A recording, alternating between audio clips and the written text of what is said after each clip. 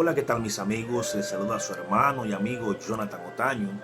Y en esta ocasión quiero compartir contigo un salmos de sanidad interior. El salmo que escribiese David luego de haber pecado con Betsabé, luego de haber asesinado a Urías, el Eteo, luego de haber tramado toda una enramada de pecado tras pecado, hasta que Dios le envió al profeta Natán y este pues le declaró palabra de Dios, declaró el pecado que había cometido, no solamente de adulterio, de fornicación, sino de asesinato, ya que puso a Usías en lo más recio de la batalla y le dijo a sus hombres que lo dejasen solo para deshacerse de este hombre y poder quedarse con Betsabé. Y Dios lo estaba observando desde lejos y le envió al profeta Natán, repito, para amonestar a David por esos graves pecados que había cometido.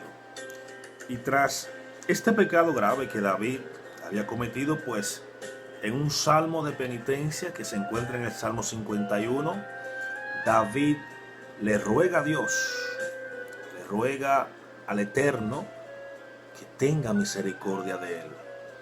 Vamos a desglosar este salmo. Dice así, Salmo 51, al músico principal.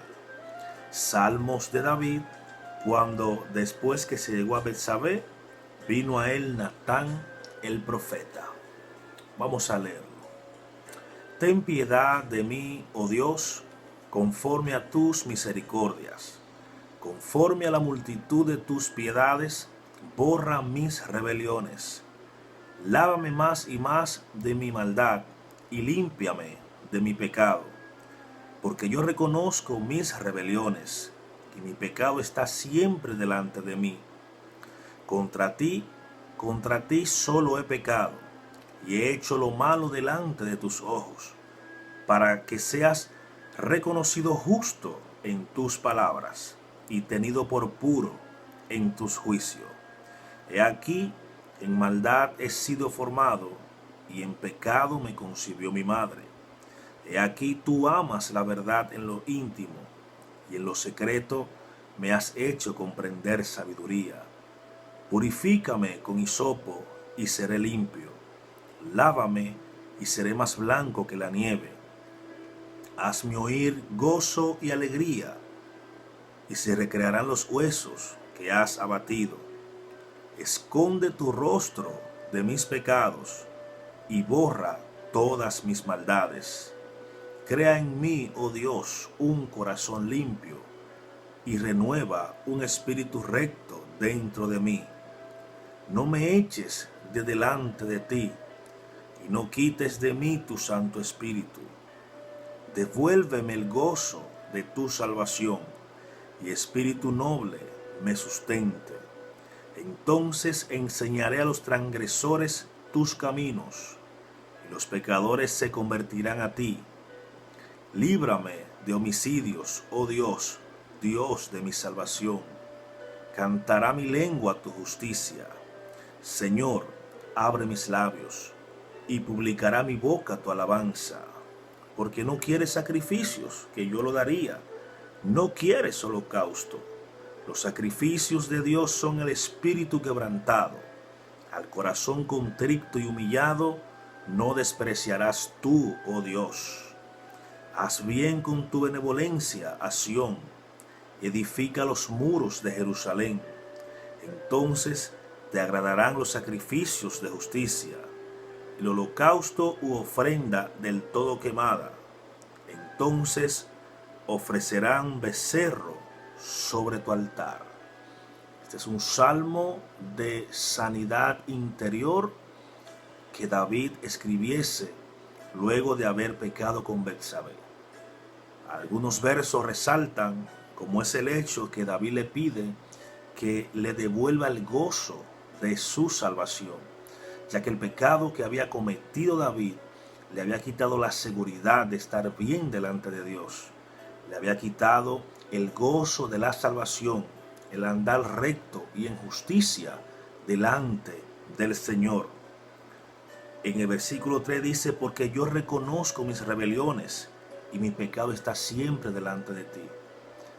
Ciertamente cuando tú pecas, la conciencia y la mente te viven recordando la rebelión que tuviste contra Dios. Y eso es lo que quiere decir el salmista David, que el pecado que había cometido estaba siempre acusándolo delante de Dios. Por lo tanto, él se humilla y dice, contra ti solo he pecado. No solamente contra Urías ni contra Betsabé, porque al final todo pecado es una rebelión contra Dios. Y he hecho lo malo delante de tus ojos, porque aunque el pecado se cometa a oscuras, a espalda de los hombres, delante de Dios estamos todos desnudos. Dice, he aquí tú amas la verdad en lo íntimo, y en lo secreto me has hecho comprender sabiduría. Purifícame con hisopo y seré limpio. Pero hay una parte muy importante que quiero resaltar de este salmo, y es cuando David dice, no quites de mí tu Santo Espíritu. A David no le interesaba tanto el reino, no le interesara que Dios le quitara el reino, que le quitara las mujeres, que le quitara las riquezas. Había algo especial que Dios le había depositado a David y que David le rogaba que no lo quitara. Era su Santo Espíritu. Para David lo más importante era que el Espíritu de Dios, el Ruach HaKodesh, la presencia divina de Dios, estuviese siempre con él. David reconoció que lo más importante para él era la guianza. David sabía que cuando el Espíritu de Dios se había apartado de Saúl, un espíritu inmundo lo atormentaba, no lo dejaba guiar al pueblo, no lo dejaba tomar decisiones correctas y acertadas.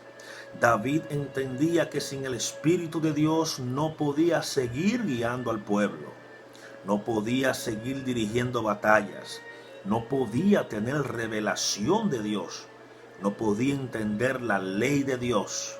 Por eso David decía, quítame todo lo que tú quieras. Yo sé que he pecado, delante de ti yo he pecado, delante de tus ojos.